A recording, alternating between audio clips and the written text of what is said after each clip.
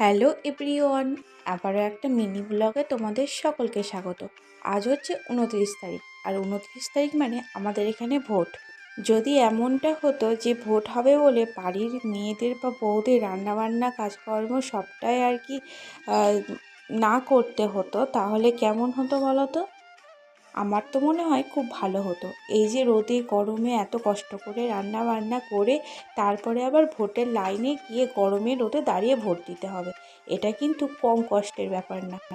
কষ্টটা আর কষ্ট মনে হয় না। ভোটের পরে যে আমাদের শাসনে আসবে সে যদি ভালো করে, আমাদের উন্নয়ন করে, আমাদের দেশের উন্নয়ন করে, আমাদের যুব সমাজের উন্নয়ন করে, তাহলে কিন্তু এই কষ্টটা আর কষ্ট মনে হয় না। অনেকটা সকালবেলায় কাজকর্মগুলো প্রায় শেষ হয়ে গেছে। ওদিকে রান্নাটা চাপিয়ে দিয়েছি, পুজো করা হয়ে গেছে, তারপরে একটু ছাদে এসেছি। আজকের ওয়েদারটা কিন্তু অনেকটা মেঘলা ছিল, একটু হাওয়াও দিচ্ছিল বলা যেতে পারে। নিচে নেমে এসে দেখি আলুগুলো প্রায় ভাজা হয়ে গেছে। আর দেখো এদিকে আমাদের চিকেন এনেছে একটু, আর হবে একটু পুঁই শাক।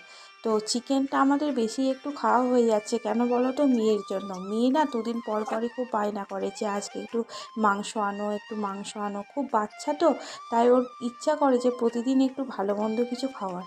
আর একটা জিনিস দেখবে, একটা খাবারই যদি মানে অনেক দিন পর যদি খাওয়া হয় তবে কিন্তু তার টেস্টটা অনেকটা ভালো লাগে। আর যদি এই প্রায় 2-1 দিন পর পরই যদি খাওয়া হয় না, তবে একদমই খেতে মানে ভালোই লাগে না।